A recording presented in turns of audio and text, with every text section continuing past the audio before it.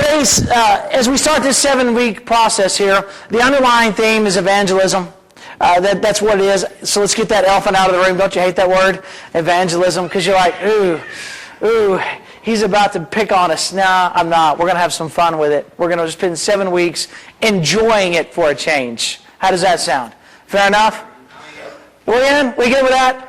Because what happens, the first thing that somebody says, we need some people to go out and do some evangelism. Yeah. Nobody's hand went up either, and I heard chirp, chirp, chirp.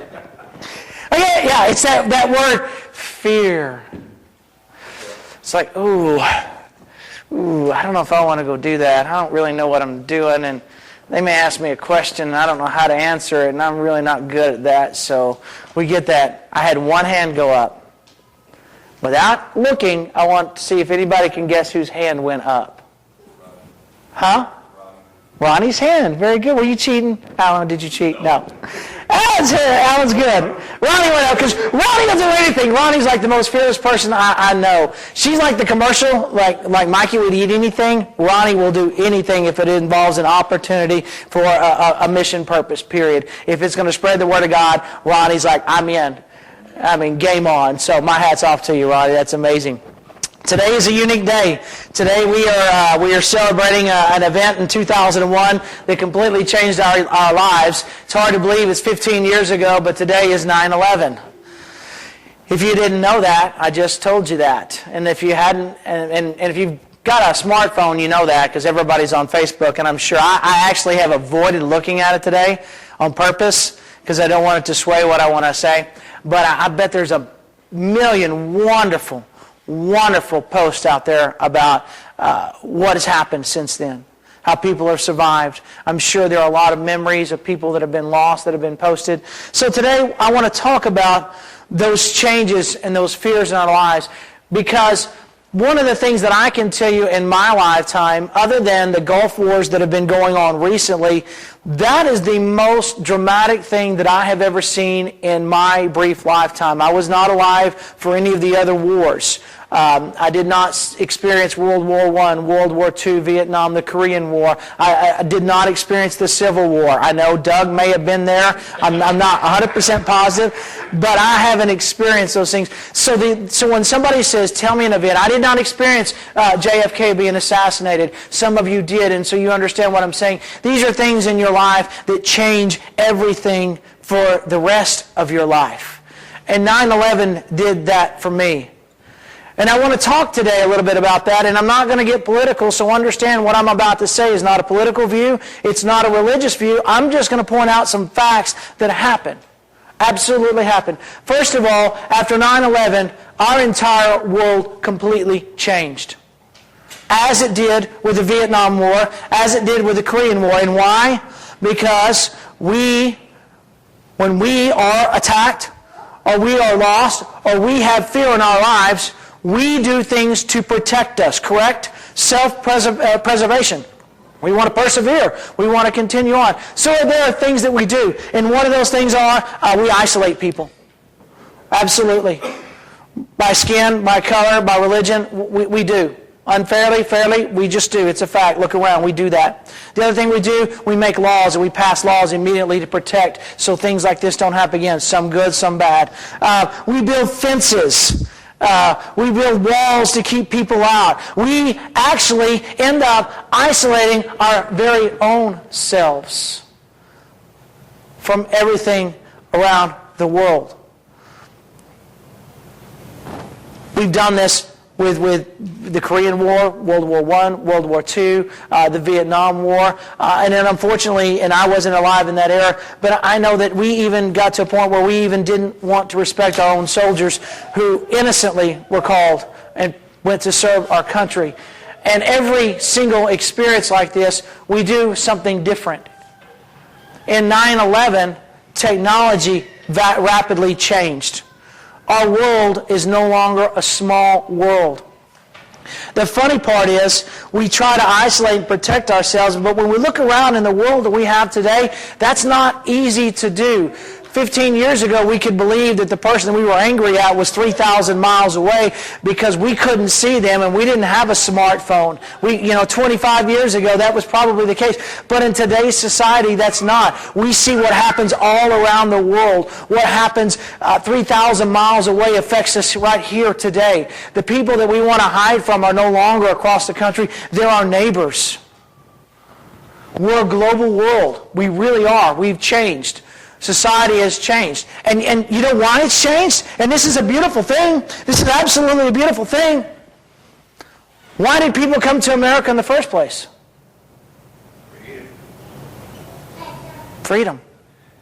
We call it the American dream. And sometimes when we have these events that go around, it scares us. And we start to look at people differently. And again, we're no longer that isolated from them. We're right in the middle of them. And it affects what we do daily.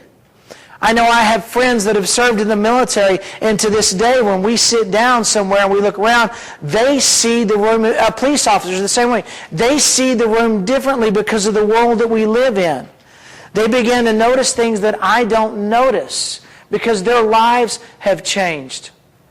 In light of what's going on within society today, with people being allegedly assaulted, accused, people being shot, I'm not trying to get into that, but we're seeing a rapid change in the way we view our police, our law enforcement people, some good, some bad, but it's just a fact that we're living in a world where everything is changing and we're scared. I personally have a license to carry a handgun. I carry it with me everywhere that I can legally carry it.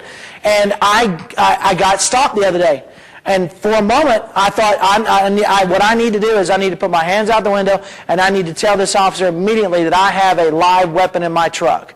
And that's exactly what I did. I pulled over, I had my hands up, my windows were down. He came up to the car and he said, "Can I see your license and your insurance?" And I said, "I'd love to show them to you. They're both in my glove compartment. I am a handgun license carrier. My gun and my license are all in that compartment. Would you like to get those out, sir?" And I was astonished when he said, "No, you can hand them to me." I was really shocked because I had read what everybody else had told me about how afraid I should be. I did. I was probably correct in identifying it quickly so that everybody had communicated, but it had changed what I had done. I had been affected by what I had seen. Do you understand what I'm saying? We're all affected that way with what we see. Now I want to read today, if you'll throw the scripture up there for me, I want you to read this passage with me. And this is Moses right here. And this is a whole different era, and you'll understand where we're going to tie in. But Moses said to the Lord, "Oh my Lord, I have never been eloquent, neither in the past nor even now that I have spoken to your servant." Or that you have spoken to your servant. Steve, can I borrow those glasses again? I'm struggling here. "But I am slow of speech and slow of tongue." Then the Lord said to him, "Who gives speech to the mortals? Who makes them mute or deaf, seeing or blind? Is it not I, the Lord? Now go, and I will be with your mouth, and I will teach you what you are to speak."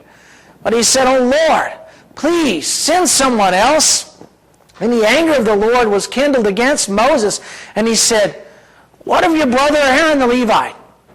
I know that he can speak fluently, and even now he is coming to meet you. And when he sees you, his heart will be glad. You shall speak to him and put the words in his mouth, and I will be with your mouth, I will be with your mouth and with his mouth, and will teach you what you shall do. He indeed shall speak for you to the people. He shall serve as a mouth for you, and you shall serve as a God for him. Take in your hand this staff, with which you shall perform the signs." So we got Moses speaking with God. And God is calling on Moses and asking Moses to speak for him. It's kind of early evangelism, right? Because we're in Exodus, which means Moses is about to head to Egypt to find some Israels and bring his people back, right? He's going to go find all the Jews, bring back. You know the story. So we got early evangelism happen, and Moses is saying what all of us would probably say. He's finding every excuse not to go. I can't speak. God simply says, okay, wait a second, time out. I gave you the abilities that you have. Do you think if I didn't give you those abilities, do you think that I would not be able to overcome them? Do you think that I would ask you to do something that is absolutely impossible? No. But Moses goes on, and Moses says, I'm really not equipped. And so God says, okay, how about your brother, Aaron? Calls him specifically by Aaron. He's a Levite. He says he speaks fluently. And I'm sure at this point, Moses is relieved. He's like, whew, I got help. Because that's the first thing I would think if somebody was asking me to do something. Do I get help? Can I pick somebody to go with me? I want somebody else to share this misery. I don't want to suffer by myself. I need some help, right? So the neat thing about it is he really sets some rules. He says, he tells Moses, he says, here Moses, take Aaron. He can speak fluently, but you need to understand, Moses, Aaron is not my guy. Aaron is going to be an interpreter. Moses, I really need you. You have gifts and ability that Aaron doesn't have, and I'm going to speak to you. I am going to be God to you. You are going to be God to Aaron, and Aaron is going to be God to these people as he speaks to them. Do you understand that? Take this staff. This is going to separate you from anybody else. You are going to be able to take this staff, and you are going to perform miracles and signs with it. And even though you may not be as equipped as you think you are, I am equipping you with more than you will ever need. And we read the rest of the story and we understand that it was not an easy task. It was a difficult task. It was a very difficult task, but one that he took on. So he had his own fears and his own doubts, right? So Aaron is about to do something, and this is really crazy. Moses and Aaron are on this journey. This journey is going to alter lives everywhere. Because in Egypt, they're accustomed to a certain way of life. And Moses is about to challenge that way of life. Do we agree? He's going to come in. Moses is about to create fear with his mission. Think about that for just a minute.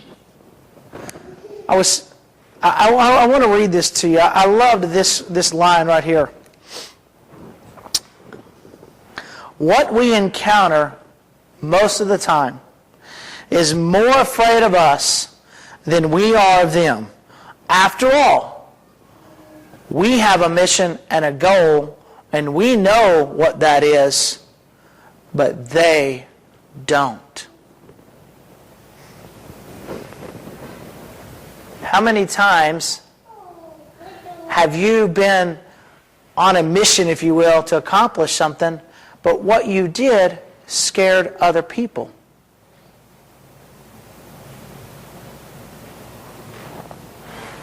I'll tell you a funny story if you don't think that's true. I can tell you, when you encounter something and you have this face-to-face, it's a frightening moment on both sides. Last weekend, I was running outside, and I had been running for a long time. And for the first time, when I first started running, they told me, they said, it's not if, it's when.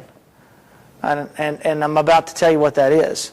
I'm cruising along, headphones on, deep thought, because I think when I run. Not about anything important, usually about what I need to accomplish, because I'm me, but yeah, Rick's like, me too.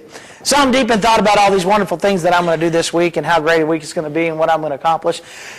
And I'm cruising along, and I'm looking down. Most of the time I look down. I don't look up because I run the same route all the time. I know where I'm going. I don't need to look ahead. I run into traffic, so I can always see cars coming, and I'm usually off on the side. Long story short, I round the corner, and I'm in a residential section not very far from a hotel, so I'm not paying a whole lot of attention to what's in the road. When lo and behold, I look up, and from me to John right here is a rattlesnake looking at me like, hey, buddy, I was here first. Now, best marathon I've ever ran was 4 hours, 10 seconds. I could have run a 90-minute marathon at that moment. I promise you. You have never seen a short guy that fast in your entire life. I went from 1 lane to 10 lanes over less than a half a second, I promise you. I mean, I looked like Stretch Armstrong. I did not know I could do the splits and go sideways from a full sprint. But you can. You would be amazed what you can do when that fear strikes you in the heart. I promise you, you would be amazed. That's the funny part. Bad part was I had to come back that way because I wasn't smart enough to actually turn around. I just went like 5 lanes over and continued my route. Then I get to the bottom of it and I'm like, dang it, I wonder which way that snake went because I got to go back. So I'm running with a whole different perspective round 2 going back up that road. I am looking everywhere. I'm in the middle of the road. Now, we're not on the side anymore where it's really safe. I'm in the middle of the road right now. So I look really intelligent because nobody else knows what I'm doing, right? They're probably wondering, what is that psycho doing? Running in the middle of the road, looking around. I mean, my head is on a swivel, so I'm sure I had lots of people driving by and looking at me. And for a moment, I thought about flagging one down. I said, well, this looks really good, doesn't it? Some kind of guy out here in the middle of nowhere trying to flag somebody down. Yeah, in the society we live in, nobody's going to stop unless they call 911. Psycho down the road, guy's running down the middle of the road. He's lost his mind. He's waving people down. So I'm running back, and I'm looking, and I finally get to the end of the road, and then I realize, that snake left. You see, that snake was just as scared as me. That snake was, you know what that snake was doing? Sunning. Looks up, and he's like, he's going to step on me! That's what the snake's perspective probably was. He wasn't out to get me. He was as startled as I was, and he got out of Dodge and took off. So it's funny how we can have our mission. So what does all this have to do with what we're talking about today? Well, when we're talking about the church and evangelism, who is it we're scaring?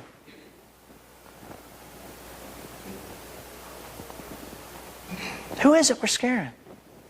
What is it they're afraid of? When we talk about bringing new people into the church, what's the fear? Why don't they come to church? What is it that they're afraid of? I don't know, Alan. It can be. I don't know. My challenge to you as we start this 7-week period in evangelism, today's not about how I'm going to equip you. And it sounds like that great message, but no, it's the beginning of understanding that when you have a mission or a goal or something you want to do, understand that as you do that and you go through that process, you will create fear in others. They will wonder what you're doing and why you're doing it. And you know what? It's courageous to go and do that, but you know what? Courage without compassion is just simply a mission for your own will. You need to understand and recognize that fear in others. You need to ask, why are they scared of church? Why are they? What have we done? Because if you look back, church is no different than any war. A lot of times we've created walls and isolated. We've abused power. We recognize that today and we understand it, but if you look at the history of the church, and Doug has talked about that, there's some periods in there that aren't so great. But now we're in a time where church is alive. We're changing. We are changing. Church is evolving and changing today. And my challenge to you is this. How do I recognize that fear in others? And how? And what is it that keeps them? What is it that kept me? Think about what kept you from coming to church at times. Most of us have gone to church our whole lives that are in here. A lot of us haven't. Some of us have just come into going to church and understanding church and what it is. And so many of us have preconceived ideas. So many people out there, because so many people, and I'm going to just throw this out there, as in my own children and people of their age that I see, and like, I just don't want to do what my dad did, and I want to do something different. I want to have my own experience. And you know what? I want them to have their own experience. But here's the thing. It's no different than me trying to get you to go out into another country and spread the word if I don't equip you with anything, because you have nothing to give. And the other biggest problem is our fear. Our fear is what drives us from our next experience of excitement. Because we hang on to what we had and we think it's good enough sometimes, instead of letting go of what we had and experiencing something new. When this church started, we created fear in a lot of people. There were a lot of people that were unhappy because they thought we were going to take everybody from their churches. They didn't know what we were going to do. They were afraid that what they were hanging and clinging on to might not be as successful as what we are doing. And you know what? That's a justified fear. It's right. It should happen. And what we have to do is recognize those fears in others and explain to them, that's not what we're after.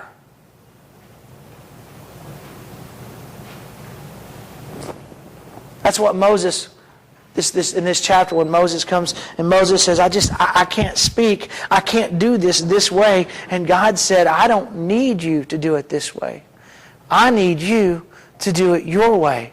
Moses, you will be God to Aaron, and Aaron will speak to the people. But I need you because you have a gift that Aaron does not have. We all have those gifts. We all have those talents. Again, I'm not picking on her because she is very, very talented, but I was giving Jamie a hard time this morning because she can play bass and sing at the same time. I can't sing. I wish I could. But, you know, I can do a few things. When I first became a minister here at this church, I was scared to death. Fear is an amazing thing. Fear will drive you. This morning, what Steve was talking about was that fear. Fear of making a mistake or not getting it right. And you know what? I thought he did an amazing job this morning. I thought he did fantastic. I thought it sounded great. So sometimes our fears are unwarranted. But you know what? They weren't for Steve. That was what he had. He needed to hang on to that. There was nothing wrong with that. I recognized it, so I tried to pick on him a little bit because I'd been in his spot. So I tried to take his glasses away and tell him they were clean. He could see. He could read. And you still can, buddy. I'm trying to get him to run. He keeps blaming that bad foot. I don't know what that's all about. So what do you do? What do you do when you get challenged? What do you do when you're asked to lead, but you have your own inequities and your own fears that you're hanging on to, and you don't know how you can lead when you have your own problems? I want to leave you with this to think about. God, faith, prayer, and patience. If you can do that, God can lead you just like He did Moses. Amen? Would you pray with me?